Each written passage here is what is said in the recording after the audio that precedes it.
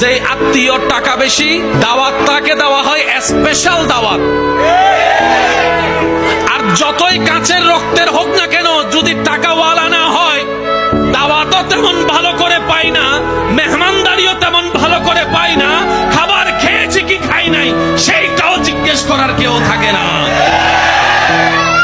সম্পদ যদি একটু ভালো থাকে, বারবার এসে জিজ্ঞেস করবে, পায়েস খাবেন, একটু চা খাবেন, একটু চিনি কম দিয়ে চা এনে দিই, না ভাই আমার আর পেটে না না একটু খান না, একটু বসেন না, ওই রুমটার মধ্যে না একদম এসি আছে, আপনি ওখানে গিয়ে আরাম করুন।